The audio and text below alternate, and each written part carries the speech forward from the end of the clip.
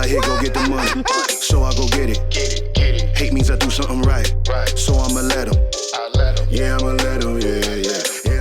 Et salut à tous, soyez les bienvenus à Las Vegas pour suivre le main event, le plus beau tournoi de poker au monde, celui où à chaque fois qu'un joueur est éliminé, il dit que c'est la pire journée de poker de son année. Enfin, pour les survivants, ça va quand même. Des 9208 joueurs au départ, ils ne sont plus que 174, tous assurés de prendre au minimum 57 500 $. Pas mal.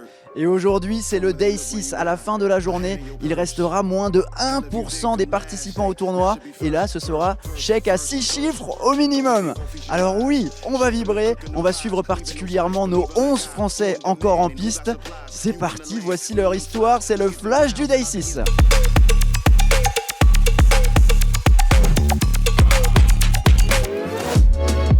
Mais avant d'attaquer cette 6e journée de tournoi, un petit retour express sur le Day 5 s'impose. Un bel écrémage a eu lieu puisqu'on est passé de 524 à 174 joueurs restants. Et malheureusement, le parcours des joueurs Winamax s'est terminé. Exit Coolchen, 486e, dont vous pourrez suivre le parcours dans la tête d'un pro. Et au revoir également à notre qualifié sur le King 5, Kylian Henry, qui a chuté en 414e place, transformant 0 € en 35 000 $. Ouais, je vais en cash maintenant. On a aussi perdu le récent vainqueur du Winamax Poker Tour, Sacha Cohen, après notamment une rencontre paire de valets contre paire de rois. Mais la bonne nouvelle est venue de la table télévisée, où Alan Sagnier est entré en mode pression constante, terminant la journée en position de chip leader français. Quoi? Mais qu'est-ce que c'est? Qu'est-ce qu'ils font? Mais qu'est-ce que c'est, moi? Bravo! Bravo Sagnier! Waouh! Qu'est-ce que c'est que ce 3 bet au flop? C'est complètement fou! Et alors que le Day 6 s'apprête à démarrer, on retrouve Alan en train de mettre en place ces énormes piles de jetons. Comment ça va, Alan? Ouais, ça va, écoute, jour après jour, on continue d'évoluer dans le tournoi, donc pour le moment ça se passe quoi. Ça se passe, et on t'a vu hier hyper agressif en table télé, t'as été élu un peu homme du match hier, c'était impressionnant. Ouais, j'avoue, mais bon, c'est toujours pareil, c'est à double tranchant, tu vois, si les bluffs ils passent pas, je passe pour le gros fiche de la journée, et là ils passent, l'agressivité a payé, donc ouais, je suis content, ça passe, ouais. Autre joueur présent sur la ligne de départ, Romain Lewis, déjà 60e du Main Event 2019. Notre ancien team pro a le sourire et il a même prononcé les mots qu'un joueur de poker n'utilise jamais par hasard. C'est que j'avais de la conviction que j'allais revenir un jour au Day 6. Tu l'as toujours dit ça. Et là, beaucoup plus serein. J'ai 7 ans de plus de poker et voilà, je suis prêt à toute possibilité, toute éventualité, mais je prends mon pied. Quel régal d'être là, quelle chance. Et one time. One time, les mots sont lâchés, la journée peut démarrer. Forcément, avec autant de Français encore présents, on est un peu excité. Mais impossible de garder notre contingent intact. En table télévisée, Hugues Gillira rend les armes avec paire de 5 contre 2 As.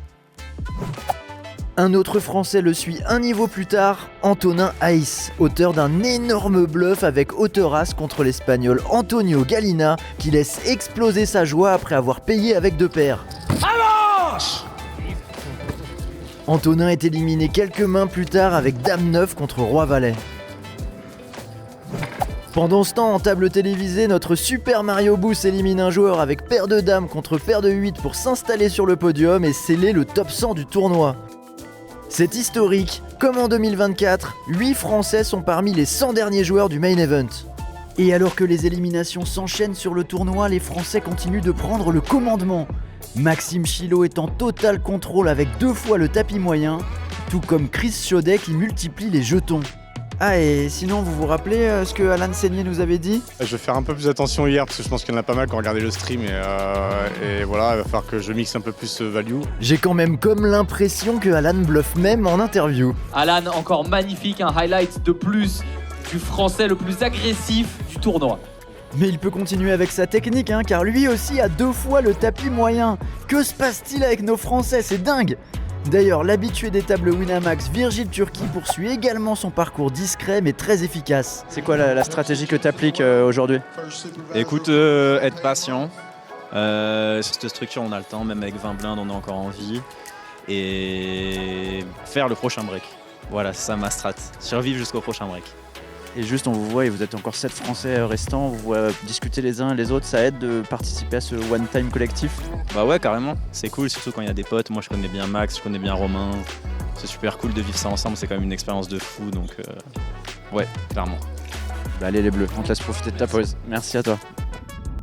Gagner pot après pot, jeton après jeton, c'est également ce qu'a essayé de faire le Français Florian Bordet, jusqu'à son élimination avec Roi-Dame contre 2 As. 7 Français restants et la solidarité tricolore s'organise, notamment entre Romain et Virgile. C'est toujours mieux de partager les one-time ensemble. Mais malheureusement pour Virgile, l'accolade ne va pas lui apporter le run espéré. À tapis avec paire de roi contre valet 9 pour sa survie, il voit son adversaire trouver un valet au flop, puis un 9 à la river. Horrible.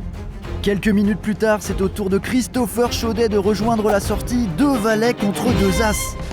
Ce sont tout de même 5 Français qui parviennent à rejoindre le Day 7. On retrouve Édouard Sacrisper, soutenu par son papa Patrick, qui vit un véritable one-time.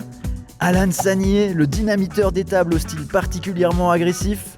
Romain Lewis, notre ancien team pro à l'expérience des grands rendez-vous, déjà 60e du tournoi par le passé. Tout en jouant avec Kulchen après avoir gagné 2 rois contre 2-7 en fin de journée. Depuis 2h30, c'est le premier spot que je gagne. C'est le main event.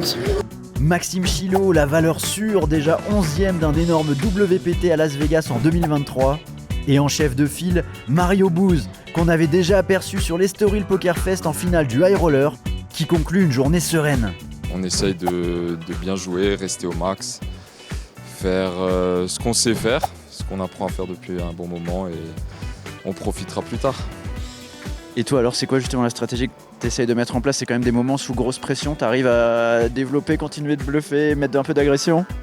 Ouais, ça va, je pourrais être, je pense, un tic un peu plus agressif, mais je vais continuer ce que j'ai fait depuis, on est quel jour? 6, depuis les 5 derniers jours.